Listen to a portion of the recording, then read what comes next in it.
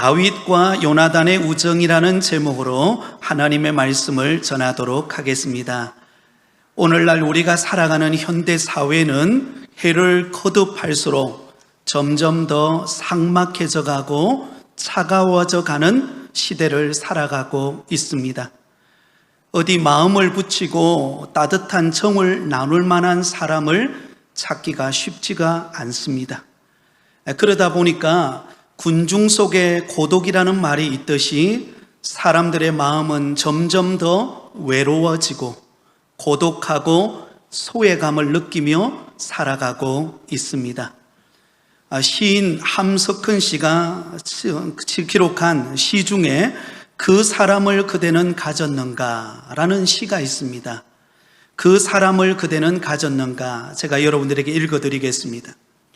말리길 나서는 날 처자를 내맡기고 맘 놓고 갈 만한 그 사람을 그대는 가졌는가.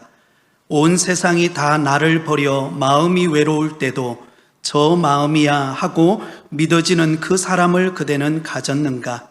탔던 배 꺼지는 순간 구명대 서로 양보하며 너만은 제발 살아다오 할 그 사람을 그대는 가졌는가. 잊지 못할 이 세상을 놓고 떠나려 할 때 너 하나 있으니 하며 빙긋이 웃고 눈을 감을 그 사람을 그대는 가졌는가. 온 세상의 찬성보다도 아니오 하고 가만히 머리를 흔들고 그 한 얼굴 생각에 알뜰한 유혹을 물리치게 하는 그 사람을 그대는 가졌는가.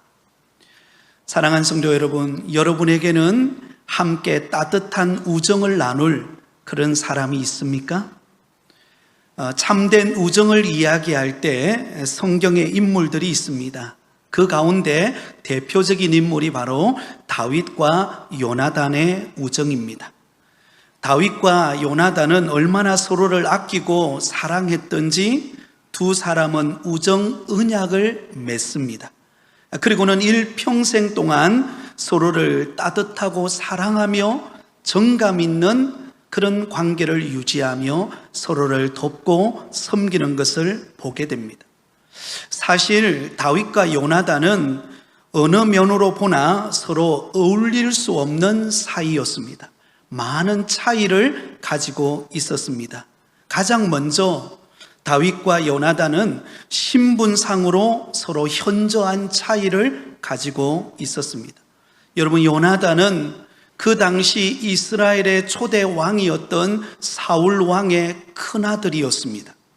그러나 그에 비하여 다윗은 베들레헴 이새의 8아들 가운데서도 막내 아들로서 들판에서 양을 치는 목동이었습니다.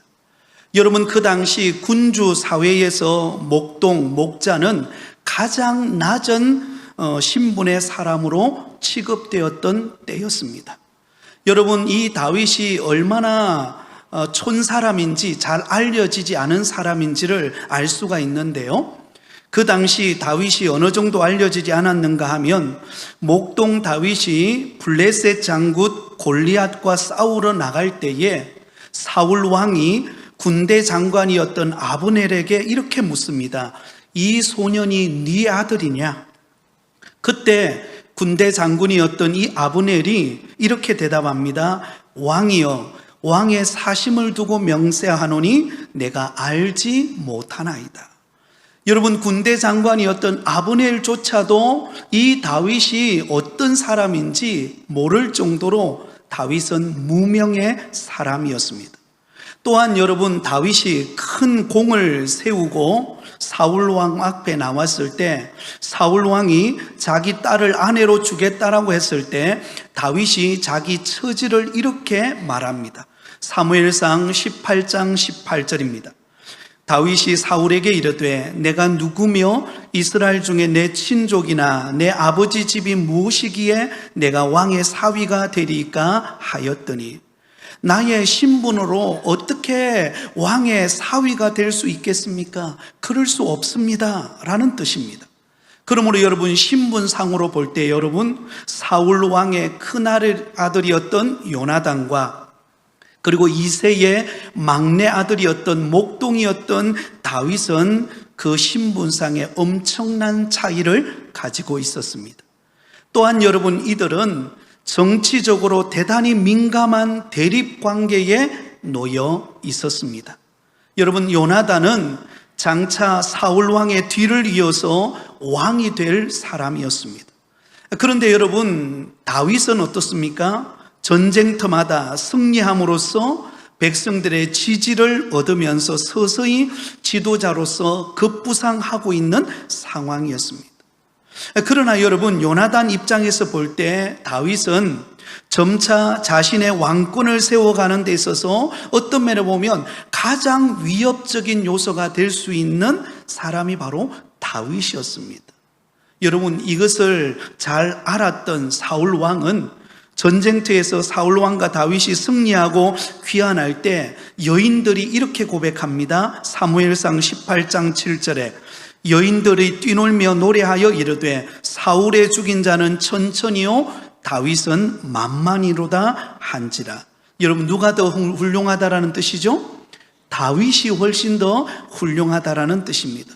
그래서 사울 왕은 이 말에 대하여 심히 불쾌감을 느낍니다. 그러면서 다윗에게는 만만을 돌리고 내게는 천천만 돌리니 그가 더 얻을 것이 나라 말고 무엇이냐, 그렇게 생각하고는 그때부터 다윗을 미워하고 죽이려고 했습니다. 그 이후에도 심지어 요나단이 다윗을 자꾸만 감싸고 편을 드니까는요, 사울이 화를 내면서 요나단에게 이렇게 말합니다. 사무엘상 20장 30절 31절입니다. 사울이 요나단에게 화를 내며 그에게 이르되 폐역 무도한 계집의 소생아, 내가 이새의 아들을 택한 것이 내 수치와 내 어미의 벌거벗은 수치됨을 내가 어찌 알지 못하랴. 이새의 아들이 땅에 사는 동안은 너와 내 나라가 든든히 서지 못하리라. 그런즉 이제 사람을 보내어 그를 내게로 끌어오라. 그는 죽어야 할 자이니라 한지라. 무슨 말입니까? 사울이 요나단에게 이 철부지야, 너를 해야 할 정적을 그렇게 감싸면 어떻게 하느냐, 그러다가 너와 내 나라가 든든히 서지 못할 것이다.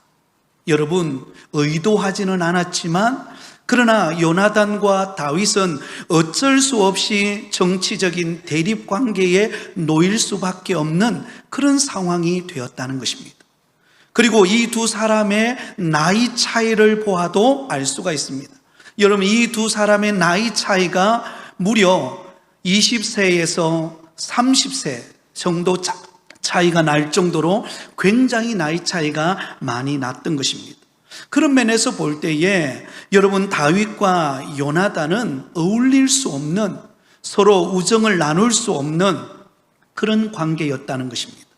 그럼에도 불구하고 다윗과 요나단은 신분의 엄청난 차이에도 불구하고 또한 서로 정치적인 굉장히 민감한 어떤 그런 대립의 상황임에도 불구하고 또한 서로 간의 나이 차이가 많았음에도 불구하고 그 모든 조건을 초월하고 서로 뜨겁게 사랑하고 깊이 이해하고 서로를 돌보는 사랑하는 우정의 관계를 유지하게 되었다라고 하는 것입니다. 사랑하는 성도 여러분, 다윗과 요나단의 이러한 따뜻한 우정의 관계가 바로 우리 교회의 모습이어야 할 줄 믿습니다. 여러분, 교회 안에는요, 신분을 초월합니다. 교회 안에는 어떤 자신의 이권의 개입이 존재하지 않습니다. 교회는 나이도 상관이 없습니다. 주님 안에서, 믿음 안에서 한 형제 자매 된 아름다운 사랑의 공동체로 모인 곳이 바로 교회입니다. 그러므로 교회는 어떠한 곳이 되어야 합니까? 다윗과 요나단과 같은 그런 따뜻한 사랑의 우정을 나누는 곳이 교회여야 합니다. 자, 여러분, 다윗과 요나단의 이러한 따뜻한 우정의 관계가 어느 정도였을까요? 오늘 본문 1절과 3절을 보면은요, 동일한 표현이 강조되어 나옵니다. 서로를 자기 생명같이 사랑했다, 이렇게 말씀합니다. 자, 오늘 본문 1절을 볼까요? 우리 같이 읽습니다. 다윗이 사울에게 말하기를 마침에 요나단의 마음이 다윗의 마음과 하나가 되어 요나단이 그를 자기 생명같이 사랑하니라. 여러분, 요나단이 다윗을 어떻게 사랑했다고요? 자기 생명같이 사랑했다. 3절입니다. 같이 읽습니다. 요나단은 다윗을 자기 생명같이 사랑하여 더불어 언약을 맺었으며. 자, 사무엘상 20장 17절에도 보면 동일한 표현이 나옵니다. 다윗에 대한 요나단의 사랑이 그를 다시 맹세하게 하였으니 이는 자기 생명을 사랑함 같이 그를 사랑함이었더라. 자, 여러분 놀랍죠? 다윗과 요나단 서로 간의 관계는요, 자기 생명을 내어놓고 사랑할 정도로 뜨거운 사랑의 관계였다라는 것을 알 수가 있습니다. 그런데 여러분, 이 강조하고 있는 이 말씀을 우리가 자세히 살펴보면, 묵상해 보면 참 재미있는 사실을 하나 발견하게 됩니다. 그것이 무엇인가 하면, 분명히 다윗도 요나단을 생명처럼 사랑했고 요나단도 다윗을 생명처럼, 자기 생명처럼 사랑했습니다. 그런데 오늘 본문에 보면 요나단이 다윗을 자기의 생명처럼 사랑했다 이렇게 기록되어 있지, 다윗이 요나단을 자기 생명처럼 사랑했다 이렇게 기록되어 있지 않습니다. 여러분, 똑같이 서로 사랑한 것은 마땅합니다. 그런데 여러분, 오늘 본문의 저자가 왜 요나단이 다윗을 자기 생명처럼 사랑했다라는 것을 강조하고 있을까요? 그것은요, 이유가 있습니다. 그 이유는 바로 요나단은 그 당시에 요나단은 다윗보다도 모든 면에서 바로 높은 자리에 있었기 때문입니다. 다윗도 요나단을 똑같이 사랑하고 자기 생명처럼 아끼며 여겼지만, 그러나 여러분, 요나단이 다윗을 더 사랑한 것처럼 보여지는 이 이야기는 바로 그 당시는 바로 요나단이 다윗보다도 모든 면에서 더 높은 자리에 있었기 때문입니다. 그래서 4절에도 보면은요, 자기가 입었던 겉옷을 벗어서 여러분 다윗에게 줍니다. 또한 자기의 군복과 칼과 그리고 활과 띠도 벗어서 다윗에게 줍니다. 여러분, 여기 겉옷을 벗어주고 군복과 칼과 활을 여러분 다윗에게 벗어준다는 것은요, 자기 생명을 내어놓는다라는 의미입니다. 자기의 모든 권위를 다윗에게 주겠다라는 의미가 담겨져 있습니다. 그만큼 요나단은 다윗을 뜨겁게 사랑했습니다. 여러분, 이 사실은요, 나중에 보면 다윗이 왕이 되었을 때는 그 반대가 됩니다. 다윗이 왕이 되었을 때는 어떻게 합니까? 이 요나단의 아들이었던 머비보셋을 다윗이 자기 아들처럼 사랑하고 대우합니다. 그래서 매일같이 식사하는 그 장소에 그 머비보셋을 초대하여서 함께 식사하면서 따뜻한 온정을 나누게 됩니다. 그때는 다윗이 그 요나단의 아들 머비보셋을 돌보고 사랑했던 것입니다. 그러므로 여러분, 따뜻한 우정의 관계, 사랑의 관계는 무엇입니까? 내가 더 가졌다면, 내가 더 은혜 받았다면 부족하고 연약한 사람에게 나누고 베풀고 섬기는 것이 진정한 우정입니다. 여러분, 따뜻한 우정은 믿음이 있는 자가 없는 자를 돌보는 것입니다. 먼저 교회 나온 사람이 늦게 나온 사람을 사랑으로 돌보는 것입니다. 물질적인 여유가 있는 사람이 없는 사람을 살펴보는 것입니다. 사회적인 지위가 높은 사람이 그렇지 못한 사람을 돌아보는 것이고, 나이가 많은 사람이 나이 어린 사람을 감싸는 것입니다. 교회 안에 있는 사람이 교회 밖에 있는 사람들을 돌아보며 섬기는 것입니다. 따뜻한 웃음이 있는 자가 웃음을 잃어버린 자 곁에 가서 위로하고 격려하는 것입니다. 행복함을 누리는 자가 행복을 잃어버린 사람 곁에 가서 위로하고 사랑으로 섬기는 것입니다. 이것이 진정한 따뜻한 사랑의 표현인 것입니다. 저의 기억 속에 지금도 남아있는 아름다운 추억 한 장면이 있습니다. 그것은 제가 대학 때 예수전도단 DTS라고 하는 예수제자 훈련학교라고 하는 곳에서 6개월 동안 훈련을 받았는데, 마지막 코스가 무엇인가 하면 아우리치 기간, 다시 말하면 전도 여행을 떠나게 됩니다. 해외는 일본을 가게 되었고 국내는 제주도로 가게 되었습니다. 그런데 제주도로 갈 때에 최소한의 경비만을 가지고 제주도를 출발했습니다. 그리고는 제주도에 가서 2주간 머물게 되었는데, 그곳에 가서 어디에 머물지, 또 어느 곳에 가서 복음을 전할지 그걸 계획하지 않고 순간순간 기도하면서 성령의 인도하심을 받아서 가게 되었습니다. 그리고는 제주도에 딱 도착을 하고는 그리고는 어디로 가야 될까 기도하는데 서귀포로 가라고 하는 마음을 다 주셨어요. 그때 12명의 훈련생이 같이 갔는데요. 그리고는 서귀포로 딱 갔더니 그곳에서 전도를 하다가 한 집사님 가정을 만났습니다. 그 집사님 가정을 만나서 대화를 나누는 가운데 그 집사님이 저희들에게 묻는 겁니다. 이곳에 전도여행을 왔다는 소식을 들었는데 혹시 머물 곳은 있냐고. 그랬는데 우리는 머물 곳 아직 정하지를 못했습니다. 기도하고 있는 중입니다. 그러자 그 집사님 네 분이 그러면 이 서귀포에 있는 동안은 우리 집에 와서 머물면 좋겠다고, 성령님이 그런 마음을 주신다고. 그리고는 그 집사님을 따라서 집에 갔는데요, 정말 대골 같은 집이더라고요. 그래서 들어갔는데 그 집사님의 가정이 사업을 하시는 그런 집사님의 가정이었는데요, 그곳에서 일주일 동안 머물면서 그곳에서 먹고 자고 생활하는 모든 편의를 그 집사님 가정에서 다 제공을 해 주었습니다.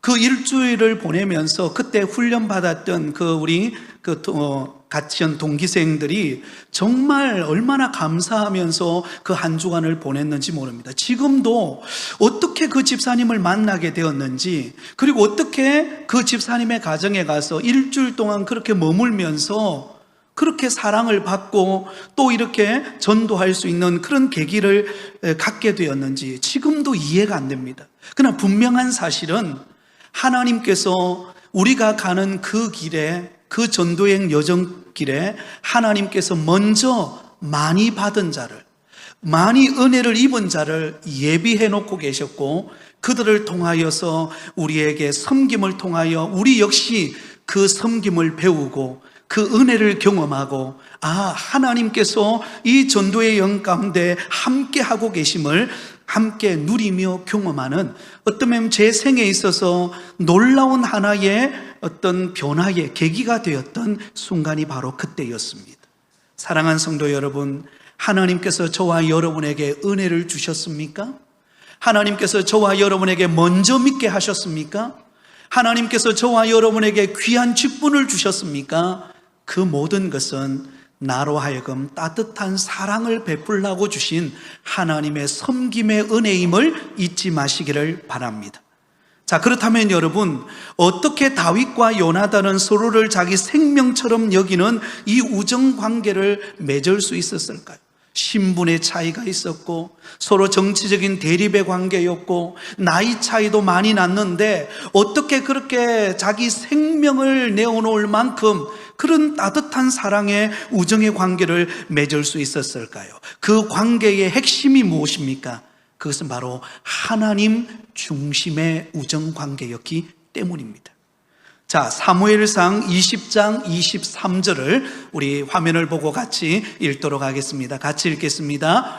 너와 내가 말한 일에 대하여는 여호와께서 너와 나 사이에 영원토록 계시느니라 하시니라. 아멘. 여러분, 이 말씀은 요나단이 하는 말입니다. 너와, 다시 말하면 너는 바로 다윗을 말하고, 그리고 나는 바로 요나단을 말합니다.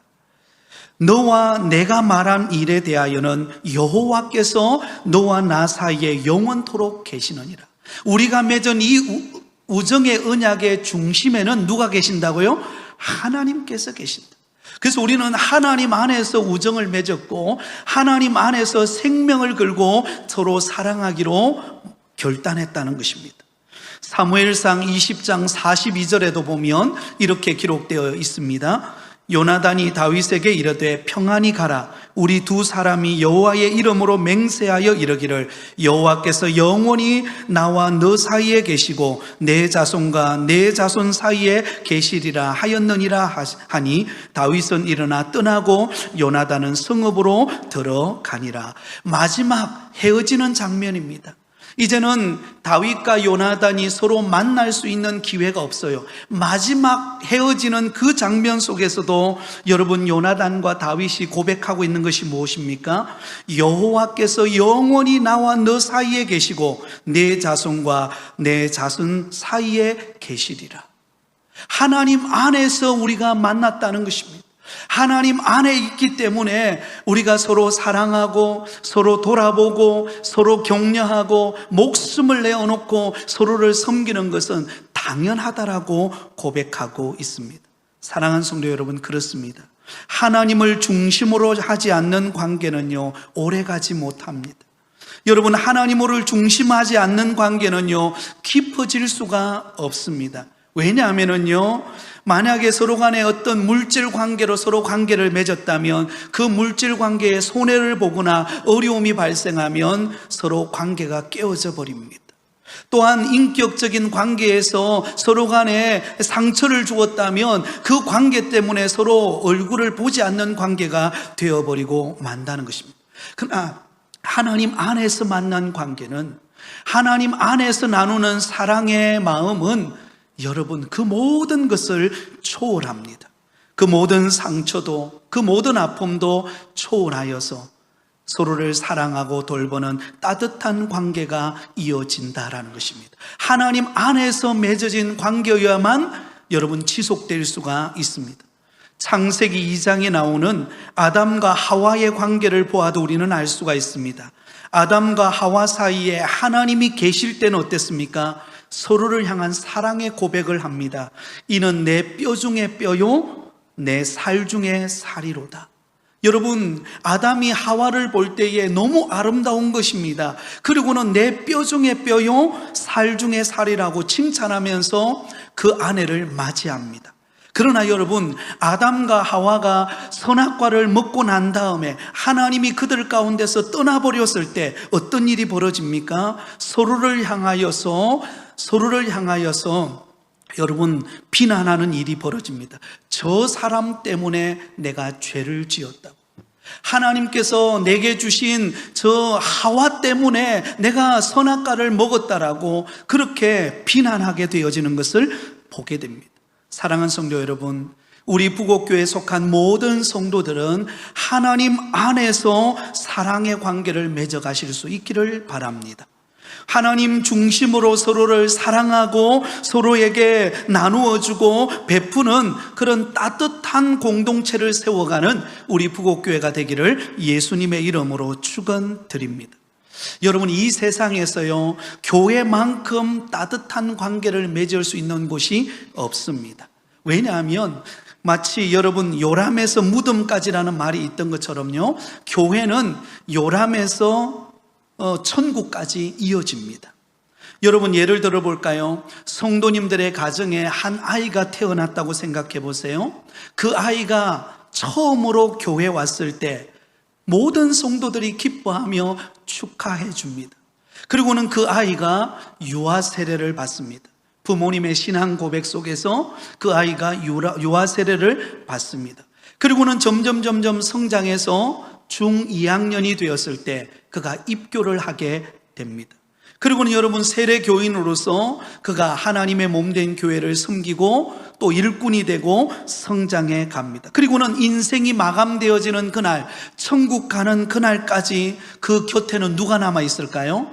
바로 믿음의 성도들이 그 장례식장에 함께 하면서 그 세상을 떠난 그 모습을 아쉬워하고 또 그러나 천국에 가 있을 그의 영혼을 바라보면서 위로를 얻는 그런 관계가 요람에서 천국까지 이어지는 곳이 바로 교회입니다. 여러분, 우리나라 말에 이웃사촌이라는 말이 있죠? 이웃사촌. 그러나 여러분, 이 이웃사촌이라는 말도요, 옛말이 된 지 오래된 것 같습니다. 여러분, 우리 아파트 바로 반대편에 누가 살고 있는지 물론 아시는 분이 대부분이겠지만, 그리고 그 사람이 어떤 형편 가운데 있는지 대부분이 잘 모릅니다. 여러분, 친척을 우리가 가까이 있지만 친척도요 예전 같지가 않습니다. 여러분, 친척도 저도 보니까는요, 저희 사촌들 어릴 때는 늘 같이 시간도 보내고 그렇게 했지만, 이제 성장을 하고 가정을 이루고 난 다음에 사촌들을 만날 수 있는 기회는 1년에 한두 번밖에 없어요. 그것도 대소사가 있을 때, 결혼식이 있다거나 아니면 장례식이 열린다거나 그럴 때만 만납니다. 그러면 그때 만날 때마다 하는 말이 무엇인가 하면, 아이고, 우리 한번 만나서 밥 한번 먹고 좋은 시간 한번 가져야 되는데 우리가 그러지를 못했네. 내가 한번 연락할게. 그리고 연락 안 합니다. 그리고는 다음 대소사가 있을 때 그때 만나서 또 아쉬워하면서, 아이고, 우리가 한번 만나야 되는데 시간이 없었다고 하면서 또 다음을 기약합니다. 이게 여러분, 가까운 친척임에도 불구하고 그런 경우들이 많습니다. 그러나 우리 교우 관계는 다릅니다.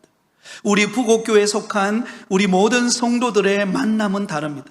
우리는 늘 일주일에 한 번씩 교회당에 와서 함께 하나님 앞에 예배드리고, 함께 교제하고, 함께 점심 식사를 하고, 함께 셀로 모이고, 함께 찬양하면서 주를 섬기게 됩니다. 여러분, 이처럼 아름다운 관계를 매주일마다 여러분 만나는 관계는 이 세상에 없습니다. 그러므로 우리 교우 관계가 어떤 관계여야 할까요? 바로 다윗과 요나단의 관계여야 한다는 것입니다. 하나님을 중심으로 서로를 사랑하되 생명을 다하여 아낌없는 사랑을 줄 수 있는 우정의 관계가 세상 속이 아니라 바로 우리 교회 안에서 이루어져야 할 아름다운 신앙의 모습임을 기억하실 수 있기를 바랍니다. 자, 그런 의미에서 다윗과 요나단의 이 아름다운 사랑의 우정의 모습을 통하여서 우리 부곡교회에 속하여 있는 우리 모든 성도들이 서로 간에 나눌 수 있는 교우 관계를 위해서 아름다운 교우 관계를 맺어가는 방법 3가지를 알려드리고 오늘 말씀을 맺으려고 합니다. 적용 부분인데요, 우리가 좋은 교우 관계를 맺기 위한 3가지 방법, 그 첫 번째는요, 기쁨도 함께 슬픔도 함께 나누시기 바랍니다. 한번 따라하겠습니다. 기쁨과 슬픔을 함께 나누자. 여러분, 아름다운 교우 관계는 어떤 관계입니까? 서로에게 좋은 일이 있을 때, 서로에게 슬픈 일이 있을 때 그 기쁨도 그 슬픔도 함께 나누는 공동체입니다. 로마서 12장 15절에 이렇게 말씀합니다. 우리 같이 읽습니다. 즐거워하는 자들과 함께 즐거워하고 우는 자들과 함께 울라. 여러분, 사도 바울은 로마 교회 성도들을 향하여 이렇게 권면합니다. 즐거워하는 자들과 함께 즐거워하고. 좋은 일이 있습니까? 기쁜 일이 있습니까? 그렇다면 함께 기뻐해주고 함께 박수 쳐주고 함께 축하해주는 그런 따뜻한 관계를 나누라는 것입니다. 또한 성도들 가운데 정말로 슬픈 일을 당하여서 우는 성도가 있다면, 너무나 힘든 환경의 여건에 부딪혀서 정말 절망하고 낙심하고 있는 그런 성도가 있다면 그 성도를 돌아보고 함께 손을 붙잡고 울어주고 함께 위로하고 격려해주는 그런 따뜻한 사랑의 공동체여야 한다는 것입니다. 그래서 누군가가 이런 말을 했습니다. 기쁨을 같이 나누면 배가 배로 늘어나고 슬픔을 같이 나누면 반으로 줄어든다. 여러분, 기쁨은 나누면 나눌수록 2배가 되는 줄 믿습니다. 슬픔은 나누면 나눌수록요 반으로 줄어듭니다. 그래서 우리는 성도들을 돌아보면서 기쁜 일이 있으면 축하해주고 슬픈 일이 있을 때는 여러분 위로하고 찾아가고 격려하고 여러분 사랑으로 그렇게 함께 울어줄 수 있는 사랑의 공동체가 되기를 바랍니다. 전도서 4장 11절 12절에 이렇게 말합니다. 또 2 사람이 함께 누우면 따뜻하거니와 한 사람이면 어찌 따뜻하랴. 한 사람이면 패하겠거니와 두 사람이면 맞설 수 있나니 세 겹줄은 쉽게 끊어지지 아니하느니라. 여러분, 한 사람이 있을 때는요 외롭습니다. 그런데 누군가가 내 곁에 함께 누우면 따뜻함을 느낍니다.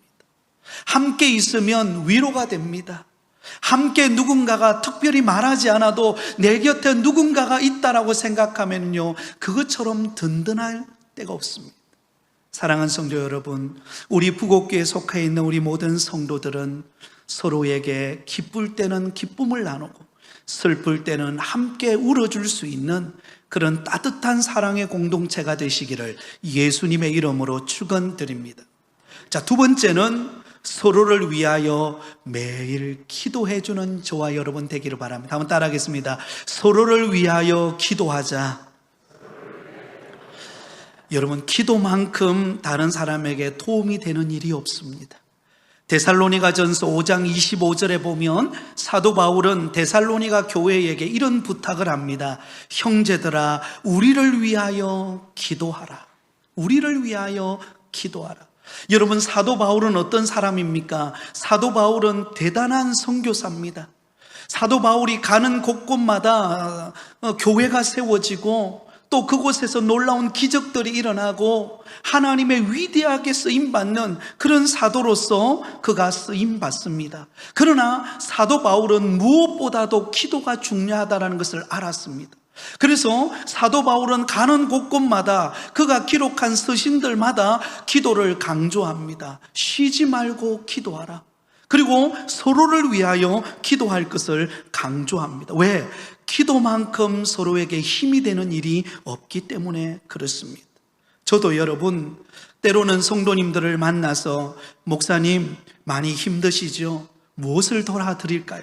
그때 하는 말이 있습니다. 네, 성도님, 저를 위해 기도해 주세요. 왜냐하면 그 기도가 가장 강력한 힘이기 때문에 그렇습니다. 또한 성도님들을 만났을 때 저도 하는 말이 있습니다. 집사님, 기도하고 있습니다. 힘내시기 바랍니다. 여러분, 기도하는 만큼 우리에게 위로가 되고 기도하는 만큼 하나님의 능력을 이끌어내는 일은 없습니다. 어떤 일을 만나도 그곳에 기도하는 성도가 있다면, 누군가를 위하여 기도해주는 성도가 있다면 여러분 다시금 회복될 수가 있습니다. 마태복음 18장 19절에 이렇게 말합니다. 우리 같이 읽겠습니다. 진실로 다시 너희에게 이르노니 너희 중에 두 사람이 땅에서 합심하여 무엇이든지 구하면 하늘에 계신 내 아버지께서 그들을 위하여 이루게 하시리라. 아멘.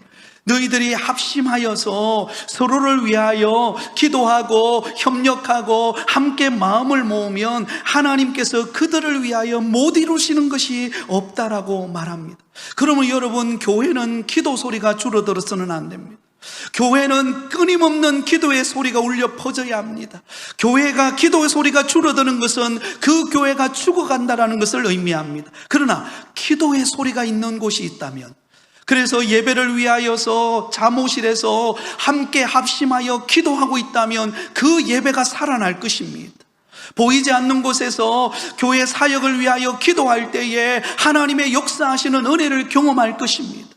우리가 그동안 여름 사역을 진행하고 있는 우리가 교육부서를 위하여서 우리 성도들이 2주간 특별 새벽 부흥의 기간을 가졌고, 그리고 매일 새벽마다 지금 그 사역을 위하여 기도하고 있습니다.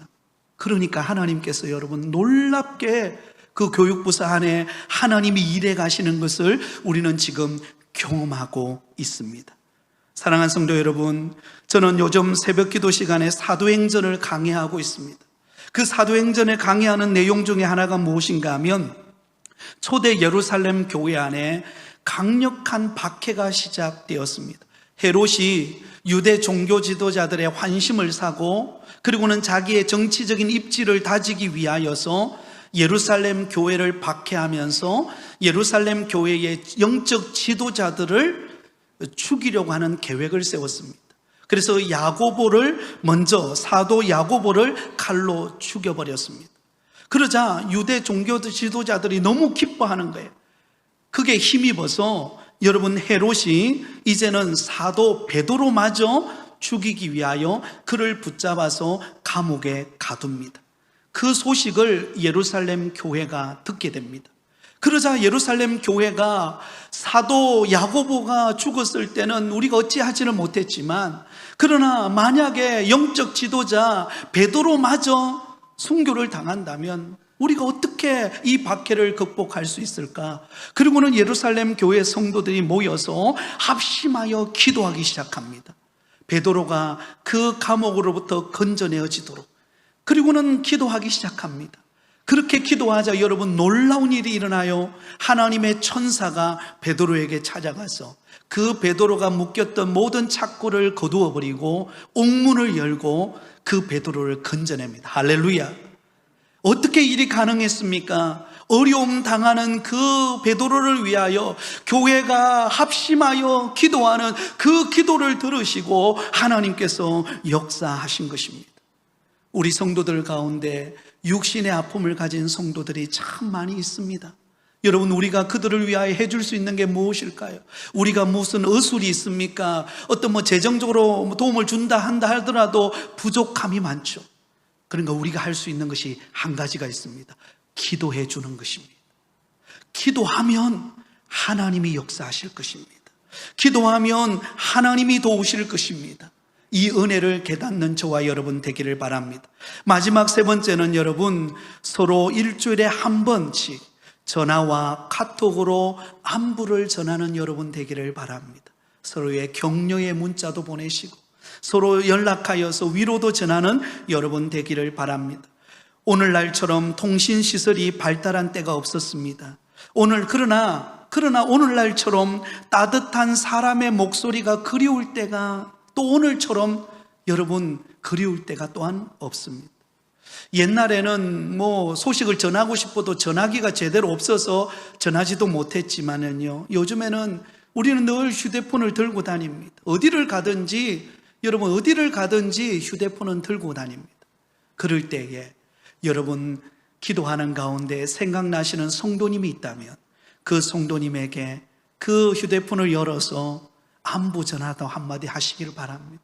어떻게 지내고 계시냐고, 얼마나 힘드시냐고, 내가 기도하고 있다고, 그리고는 위로하고 격려하시기를 바랍니다. 지난주였습니다. 지난 주간에 새벽에 기도하는 한데 한 권사님이 생각이 났어요. 최근에 우리 교회에 나오지 못하고 계시는 권사님이셨습니다. 다리가 불편하셔가지고. 그래서 연락을 드렸습니다. 그랬더니 그 권사님이 너무 좋아하시는 거예요. 아유, 목사님, 나같이 이렇게 나이 많이 든 사람에게도 연락을 해주셨다고. 그리고 너무 감동하셔서 점심을 내셨어요. 전혀 예상하지 못했는데 너무 그 권사님이 감동을 해가지고, 저는 작은 거지만 그 권사님의 안부를 묻고 어떻게 지내시는지, 그리고 기도해드리기 위해 전화했는데 그 권사님은 그 전화 받는 그것으로 인해서 마치 주님이 나에게 찾아오신 것처럼, 주님이 나를 위로해 주시는 것처럼 그렇게 들었던 것입니다. 사랑하는 성도 여러분, 우리의 사랑이 필요합니다. 서로를 돌아보고 다윗과 요나단처럼 따뜻한 사랑을 나눌 때 그곳에 하나님의 은혜가 함께할 줄 믿습니다. 마지막으로 여러분들에게 찰스 스펄전 목사님이 지은 지금 하십시오라고 하는 시를 읽어드리면서 오늘 말씀을 맺으려고 합니다. 할 일이 생각나거든 지금 하십시오. 오늘 맑은 하늘이지만 내일은 구름이 낄지 모릅니다. 어제는 이미 당신의 것이 아니니 지금 하십시오. 친절한 말 한마디가 생각나거든 지금 말하십시오. 내일은 당신의 것이 안 될지 모릅니다. 사랑하는 사람은 언제나 곁에 있지 않습니다.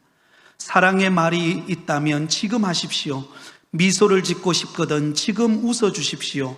당신의 친구가 떠나기 전에 장미는 피고 가슴이 설렐 때 지금 당신의 미소를 지어 주십시오.